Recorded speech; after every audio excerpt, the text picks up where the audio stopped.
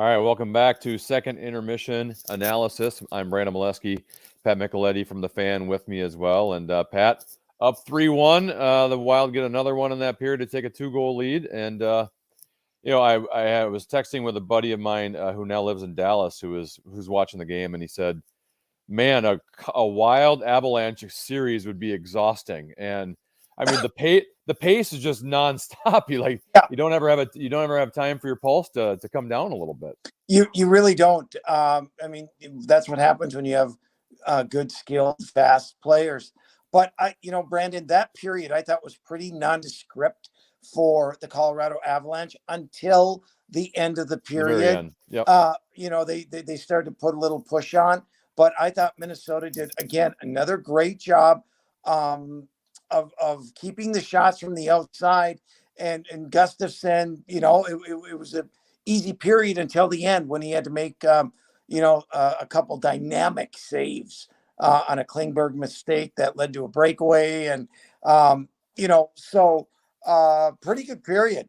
Pretty good period for Minnesota.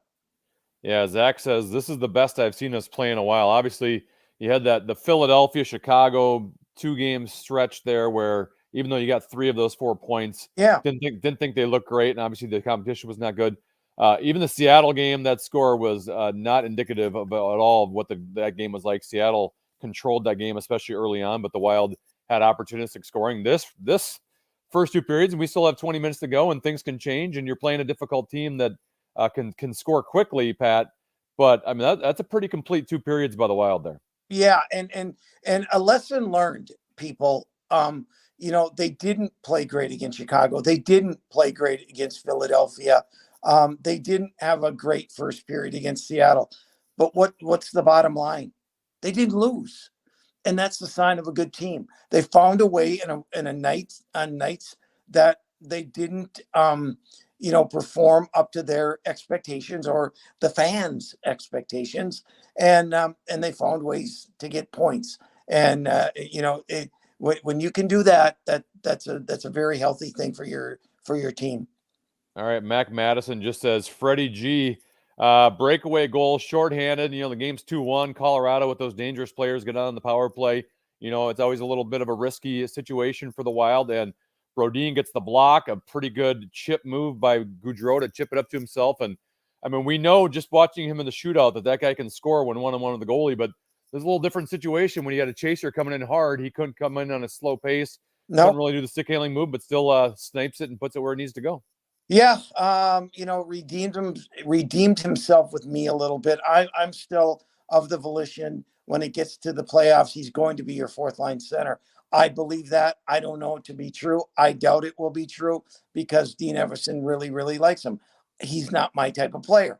That's okay. It doesn't have to be my type of player. But what a block by Jonas Brodin. And Gaudreau showed me speed I didn't think he had. And then, he's got good hands. There's no doubt about it. And he put it away. Good for him. And a big shorthanded goal. Dan Kratzky says, who gets the short straw when the thrill comes back? This team looks solid. Let's go even further with that, Pat. Gustav Nyquist is on the road with the team right now. He's been practicing. I can see a scenario where he enters the lineup at some point. You want to get a look at him before you get into the playoffs. And when healthy, I think we know Nyquist is good enough to be on this roster in a playoff series. So let's say Nyquist, Kaprizov both get healthy. Who are you putting in the press box? Because they're all deserving of playing time the way this team's been going. Only 1 regulation loss in their last 20. Yeah, and to me, it's very simple. It's very, very simple. It's not who do we pull.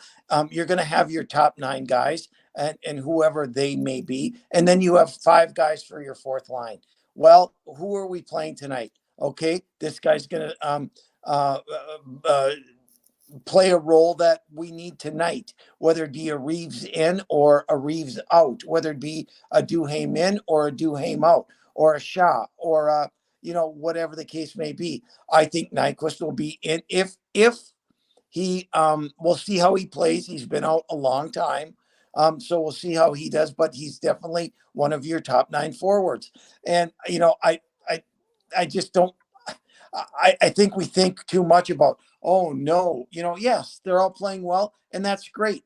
But my bottom line is you are going to need everybody, and someone's going to get dinged up. Someone, might not have a great game, and so you replace them. And if they can convey that message to those bottom 5 guys, they're going to be in good shape. I also think your opponent plays into that as well, Pat, Right. because I think tonight's a good example of when you're playing the Colorado Avalanche, you don't need Ryan Reeves in the lineup. No. And Ryan Reeves has been pretty good for this team. And there are Yep. certain matchups, if you play a Winnipeg, if you play a Seattle, maybe even Dallas to a certain extent, where it'd be nice to have Reeves on that fourth line, making sure and I think he can even add even more just when the physicality picks up in the playoffs, you can kind of get away with a little bit more. He could probably be even more effective in the playoffs. But if you're playing a team like Colorado, you could see him in the press box, and let's get guys out there that can skate. Right. And let's just say, Brandon, game 1, Reeves doesn't play. Well, okay, the team that they're playing comes out and takes some liberties. Guess what? Guess who's in game 2? And you change that momentum. And that's what I mean by you'll have a plethora of players to decide on who to play on your fourth line. But I think that's the extent of it. All right, here's the $1 million question that everyone's going to be talking about over the next 7 or 8 games here. Brian Hurley says Gus Busch should start game 1 in the playoffs. Pat, I talked about this today on the 10 of Fitzgerald and even mentioned on Twitter today that I thought Gustafson needed to start tonight because he's had a phenomenal season. He's been one of the top 2 goalies statistically in the National Hockey League, but he has 0 playoff experience. And ultimately you don't know how a guy is going to react until you get thrown into that kind of pressure cooker. And tonight is not a playoff game, but to me, it's got more of a feel like the playoffs than the vast majority of regular season games we've seen this year. And I wanted to see how he would react in that situation in a game in which you don't have Parise against a great offensive team. You're doing the 11 forwards and 7D. I thought you were going to need good goaltending tonight. And frankly, you haven't needed great goaltending tonight because the team's been pretty good in front of them, but Gus has held up well. Okay, here's my take on that, okay? Because I'm not going to answer it now because I don't know now. All I know is that they're 15-1-4, and both goalies are playing lights out. Now, if you really want to make that decision, look at the last 4 games of the year or the last 5 or the last 6, and they each get 3. And maybe one of them has a bad game or lets in a bad goal, or you start to see him lose confidence. Well, maybe the other guy starts game 1. But to me, Brandon, also, I don't care, because they're both playing so well. But the biggest thing to me is making the switch at the right time. Don't make it like they did last year. They made a massive mistake by not switching to Talbot earlier, like St. Louis did to Binnington, and that changed the momentum of the series. St. Louis got hot, and they felt pretty good about themselves.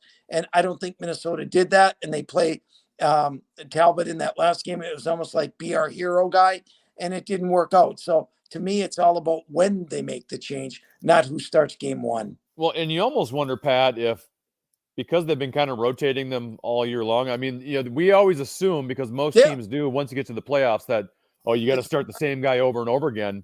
You don't have to. What if they just go to a rotation? Even if Gustafson comes out and gives up 1 goal and they win 4-1, you maybe just go to Fleury just because, hey, we're going to rotate him.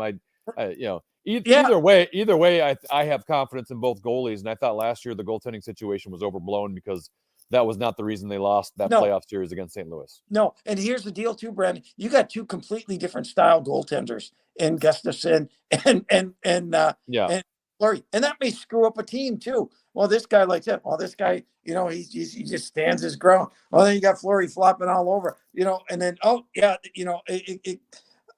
it could screw up a team too. All right. Darren Thurston says, is Kirill's next game the first game of the playoffs? Probably safer that way if he's not 100%.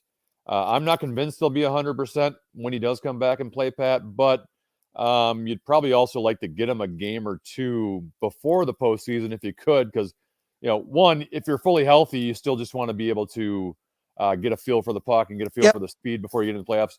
If you're not healthy and you're just going to play hurt, you'd probably also want to see how much you can do before you get into a playoff game. So it sounds like he's going to practice at some point this week, and I would think they'd want to get him in. Obviously, you want to get him as close to 100% as you possibly can. Yeah, I have no idea what the injury is. I haven't heard anything. Maybe you have. But, I guess the hope would be to get him in, at least, like you said, a game before the playoffs. KC says Sundquist looks slow. Pat, Sundquist is not a fast player, but No. what he's great at is handling the puck in small areas in front of the net, and he's a net front presence guy, and he's great in that area. He's won Stanley Cups, so it's not like he's holding teams back come playoff time. I'm confident in him in the lineup, and frankly, they don't need to have speed with him because they got speed in other places. No, why'd they get him? They didn't get him to be a major contributor offensively. He's a smart player, and he's big. He handles the puck well. He can pass the puck well, and so don't look at him from a player of being this offensive juggernaut that we need, or else we're going to lose. If he doesn't score, that's not why they got him. Maybe you know this one better than I do, Pat. I haven't followed along on Ben Meyers this year, but he says, KC again says, what happened to Ben Meyers? Are the Wild going to get any college free agents? Colorado sniped the Wild again today on the kid from Western Michigan, and it happened when I was on the air today. And my first thought was, Colorado sniped the Wild on Ben Meyers, and now they're sniping us again. I haven't heard a whole lot from Ben Meyers this season. He's been in. He's been up and down a little bit. Remember, he scored his first goal against the Minnesota Wild in early in the year when he was up with the team. It just goes to show you how big a jump it is from college to the NHL. You just don't jump in unless you're with the right team, with the right players and the right coach and the right amount of ice time and all of those things. And so I think he's progressing fine, but they're a good team. Austin Wickstrom says lots of defensive mistakes for Klingberg. Too many to excuse for just using him on the power play. No, you're not going to just use him on the power play. But he's had two mistakes tonight. One led to a goal. Yep. Now, if he was in position, I don't know if he would have been able to get to it anyway. But he was still out to lunch on it. And then there was one right at the end of the period. Pat, when you're up 3-1 against the Colorado team, you get it was a bad line change, and but you still got to think a little bit more defensively. And sometimes he just thinks more offensively than defensively, which he's great at that element of the play. But he is not going to be a perfect player for you. No, and I'm not going to, listen, he came back and got the puck out of the zone too after the rebound. So he covered. But, he is what he is. We know what he is.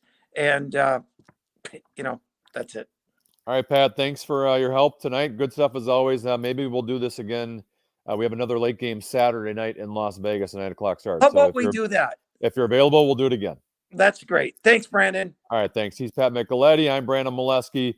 Thank you so much for watching another intermission analysis on the KFAN social channels, YouTube, Facebook, Twitter, and Twitch. We appreciate it. Hopefully you can tune into the radio on KFAN, FM 100.3, or keep watching the game, and hopefully the Wild will pull out a victory tonight. Good night.